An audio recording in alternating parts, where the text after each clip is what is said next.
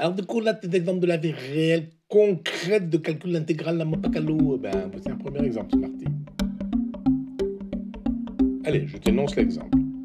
C'est une entreprise qui souhaite connaître sa consommation en eau chaude. Et pour cela, ben, elle doit estimer le volume d'eau contenu dans un réservoir cylindrique de cette forme. La hauteur d'eau en mètres varie en fonction du temps, selon une fonction f de t, t en heures, compris entre 0 et 24 heures. Et on sait que le diamètre du réservoir est de 10 mètres. Alors la fonction f de t, elle est donnée par la formule f de t égale 2 plus sinus pi t que divise 12. On fait ça comment, mon pacalou? Bah, il y a des gens qui mesurent la hauteur d'eau, Smarty, avec des capteurs. Puis ils ont pu tirer une forme de régression. Ils ont fait un calcul de régression qui donne cette fonction f, Smarty. Bah, ils sont forts quand même, mon pacalou. Bah oui, oui, c'est une des applications des maths qu'on étudie ici, Smarty, justement. Alors, question. Est-ce que tu peux estimer la consommation journalière d'eau chaude de cette entreprise? Bah, pas vraiment, mon pacalou, pas vraiment, hein. Eh bien, je vais t'aider.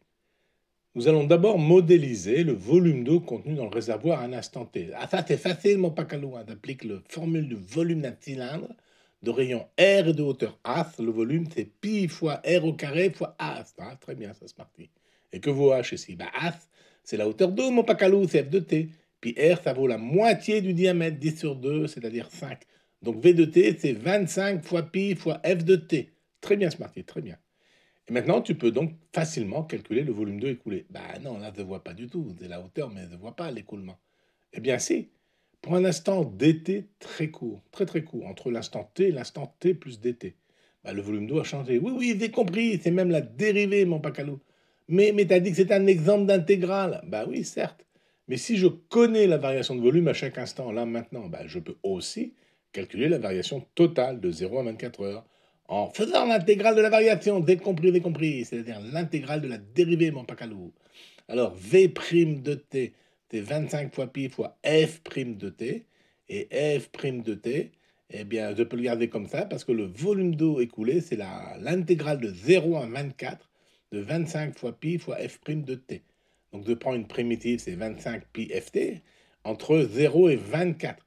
Donc, ça fait 25 pi f de 24 moins f de 0. Et puis, comme f de t, c'est 2 plus sinus pi t sur 12, ben, je peux calculer f de 24. Ça va donner eh bien, 2 plus sinus de 2 pi, c'est-à-dire 0. Donc, ça fait 2. Et f de 0, ben, sinus de 0, c'est 0, ça fait 2. Donc, ça fait 2 et 2. Et donc, le total d'eau écoulé est 25 pi que multiplie 2 moins 2, c'est-à-dire 25 pi fois 0, c'est 0 mètre cube. Mais c'est n'importe quoi, ça, mon pacalou, on n'a rien consommé. Ben oui, parce que tu as oublié un petit truc. Ah bon, mon pacalou? Bah oui, regarde bien le réservoir. Bah, de voir un robinet en haut, là, qui amène de l'eau froide, et puis ici, il a un robinet en bas qui tire l'eau chaude. Ça y est, j'ai compris, mon pacalou. On ne consomme de l'eau chaude que quand le volume diminue dans le réservoir. Car sinon, en fait, on ajoute de l'eau froide. Absolument génial, Smarty. Alors attention, ici, on suppose que l'on ne peut pas, au même moment, à la fois tirer de l'eau chaude et à la fois ajouter de l'eau froide. Bah, sinon, le volume reste constant, donc on aurait du mal à calculer la vitesse à laquelle ça se remplit ou ça diminue. Donc on va faire cette hypothèse-là, et cette précision étant faite, bah, tu peux maintenant calculer facilement le volume d'eau chaude écoulée. Oui, il suffit de faire l'intégrale de la variation, mais uniquement quand la variation est négative, quand on tire de l'eau, car le volume d'eau baisse, on tire de l'eau chaude. Alors la variation, tu connais déjà, c'est V' de t, c'est 25 pi fois F' de t. Ben là, il faut que tu calcules pour voir quand est-ce que c'est négatif. Donc je dois dériver le sinus, ça donne un cosinus de pi t sur 12, et je dois multiplier parce que la dérivée de ce qu'il y a dedans, là, aussi, donc la dérivée de pi t sur 12, ben, c'est pi sur 12, tout simplement. Donc ça me donne 25 sur 12 que multiplie pi au carré, que multiplie cosinus de pi t sur 12. Et puis ça, on sait que c'est négatif parce que tout le reste est positif. On sait que c'est négatif pour le cosinus négatif, c'est-à-dire pour les angles compris entre pi sur 2 et 3 pi sur 2.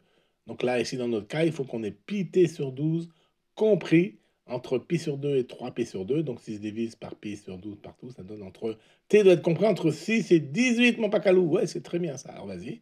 Eh bien maintenant, je calcule l'intégrale entre 6 et 18. L'intégrale de 6 à 18 de 25 pi f' t dt, ben, c'est 25 pi f de t appliqué à 6 et 18. Ça fait donc 25 pi de f de 18 moins f de 6. Alors, je calcule f de 18, c'est 2 plus sinus de pi fois 18 sur 12. Alors, ben, ça donne sinus de 3 demi de pi, c'est-à-dire moins 1. Donc là, j'ai 2 plus 1, 2 plus moins 1, ça fait 1. Et puis l'autre partie, moins f de 6, ça fait moins 2 plus sinus de pi fois 6 sur 12, donc c'est-à-dire que je divise par 5, ça fait pi sur 2.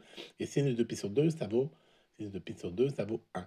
Donc ça fait 2 et 1, 3. Donc je fais moins 3. Donc à la fin, j'obtiens 1 moins 3, c'est-à-dire moins 2. 25 pi fois moins 2, ça fait moins 50 pi mètres cubes, mon pacalou. Mais c'est bizarre, c'est négatif. Mais c'est logique, ça, Smarty, en fait. Quand tu consommes de l'eau, tu enlèves du volume du réservoir. Donc la dérivée est négative, puisque le volume baisse. Ah oui, ça y est, tu comprends, mon pacalou. C'est génial, ça te comprend tout, là. Oui, oui, Smarty, c'est absolument génial. Et tu es génial, tu as fait des super calculs, là. Alors attention, hein, je le rappelle ici, on a bien supposé que l'on ne peut pas au même moment tirer de l'eau chaude et ajouter de l'eau froide. Là, sinon, ça ne marche pas. Donc dans notre exemple, on a vu que l'on consommait d'eau chaude qu'en journée, entre 6 et 18. Ben, le reste du temps, on remplit avec de l'eau froide qu'on chauffe pendant la nuit. Allez, c'est tout pour aujourd'hui. Rendez-vous pour un deuxième exemple d'intégration dans la prochaine vignette pour continuer de vivre ensemble ces aventures mathématico-physico-golfiques. Zéat, mon pacalou, zéat.